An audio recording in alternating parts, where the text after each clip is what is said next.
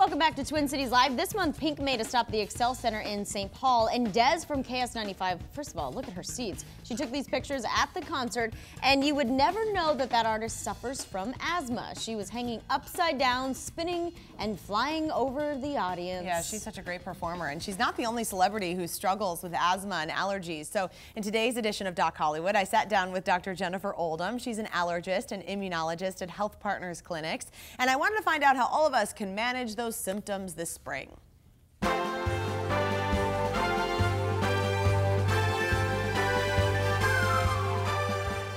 Hey everybody, I am here with Dr. Jennifer Oldham, and it's perfect timing for her to be here because she's an allergist and an immunologist at Health Partners Clinics. Thanks for being here, Dr. Oldham. Sure, thank you. Celebrities deal with allergies too. Selena Gomez, John Bon Jovi, and Orlando Bloom all deal with seasonal allergies. What are the symptoms of those allergies, and what do we do to treat them? So you may have like sneezing, runny nose, itchy, watery eyes. You could have coughing, congestion. As far as management, you may want to limit your activities outdoors during high pollen count days. Try and keep your windows closed at home and in the car, and maybe use the air conditioning if it's possible. If you have been outside a lot during the day, to maybe take a shower to get all those pollens out of your hair. For medications, it typically works best if you can start taking those medications even before the pollen is in the air. In Minnesota, like right now, would be a good time to take them before the spring allergies start, and hopefully the next few weeks here. An allergist would be somebody who could help you identify what those triggers are and then help guide your management.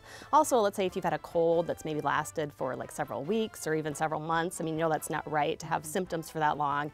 An allergist is somebody who could help you determine what those chronic nasal symptoms are from. Kate Middleton, who of course married into the royal family, and if you're a royal, you must spend a lot of time around horses. She has a horse allergy though. What do you do about a horse allergy or allergies to cats and dogs? Well, if you have allergies to horse dander, usually it will cause either like respiratory symptoms. Sometimes it might cause skin symptoms like hives or itching. So treatment really depends on what kind of symptoms you have. You might want to try taking an allergy medication before you ride, and then after a ride you'd want to make sure you take off that clothes and shower just so you don't have prolonged exposure to that allergen. Now with cats and dogs, sometimes management can be a little more challenging. Contrary to popular opinion, people are not really allergic to the hair on the animals. It's actually either proteins in the saliva or in their dander that you're allergic to. So for management, if you can't avoid exposure, you could at least try and limit contact with the pets by maybe keeping them out of your bedroom, keeping them out of rooms where you spend a lot of time, vacuuming carpet frequently, or even replacing carpet with hardwood floors if possible.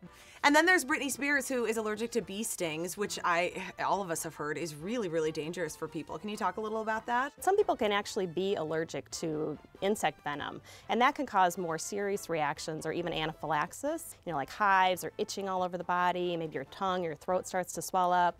You might have difficulty breathing. Sometimes you can get stomach cramping and even vomiting. Yikes.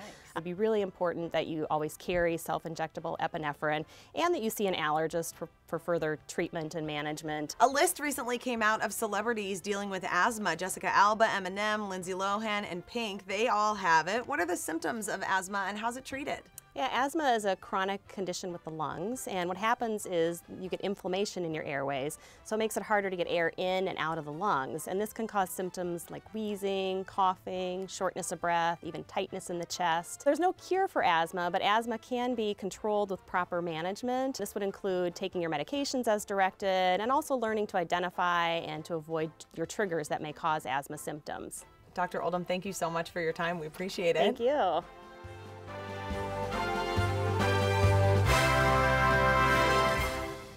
And of course, we want to thank Regions Hospital and Health Partners Clinics for sponsoring the show. You always want to check with your physician if you have any kind of health concern. Yep, and you can vote for next week's Doc Hollywood topic at TwinCitiesLive.com. The 10-year anniversary of Elizabeth Smart's rescue, including post-traumatic stress disorder.